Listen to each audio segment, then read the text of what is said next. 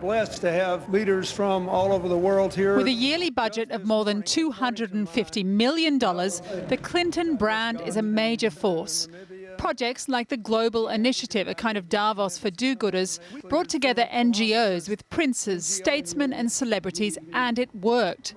In the health sector alone, the Clinton Foundation delivers maternal care to more than 110 million mothers and babies. But at issue in this sharp-elbowed election is whether when Hillary Clinton was Secretary of State, she gave special treatment to friends of the foundation. New emails showing access donors got to Hillary Clinton's top aides. Yeah, people who gave a ton of money to the Clinton Foundation, getting meetings with the sitting Secretary of State. That's not good. A torrent of emails circulated by a right-wing lobby group points up the close relationship between her Chief of Staff, Huma Abedin, and Foundation Executive Doug Band. When Bahrain's Crown Prince couldn't get an appointment through official channels, the foundation took up his case. Crown Prince of Bahrain in tomorrow, asking to see her. Good friend of ours. 2 days later, the meeting is arranged. Offering Crown Prince 10 tomorrow. In another exchange, a donor from Lebanon is put in touch with a former U.S. ambassador. As you know, he's key guy there and to us, and is loved in Lebanon. Very important. I'll talk to Jeff.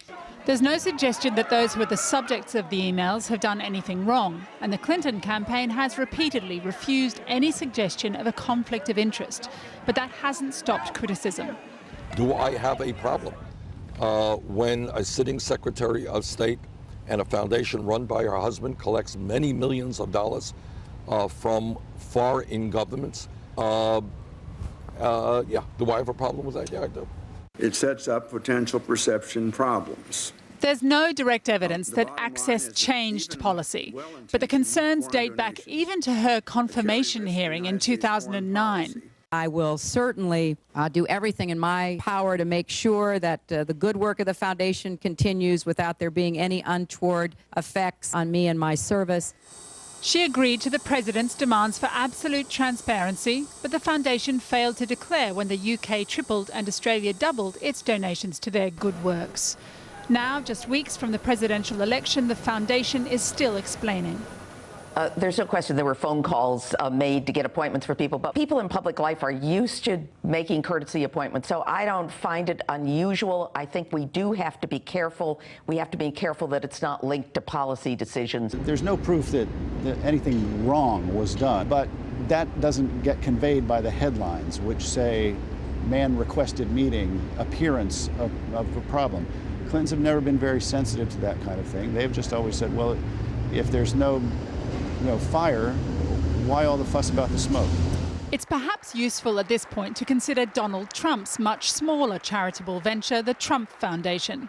It's accused of being less than charitable. Indeed, New York's Attorney General wants to know why the foundation spent $12,000 on a football helmet, $20,000 on a life-size portrait of Mr. Trump, and gave $25,000 to a Florida official who days later decided not to join a lawsuit against Trump University. And today, more allegations that he used foundation funds to pay off lawsuits against his businesses. The Trump campaign says the Post has its facts wrong. It says there was not and could not be any intent or motive for the Trump Foundation to make improper payments. In her case, it's sort of a question about the moral responsibility of power. And in his case, he seems to have worked out a system where he gave nothing, but it made it appear like he was giving something because he was using other people's money. Given the questions around Trump's foundation, you might wonder why there's so much suspicion of the Clintons' charitable giving. Well, and the difference for him, number one, is he didn't hold a position of public trust. He was an elected official. Number two is he won't deny it. He admits pay to play.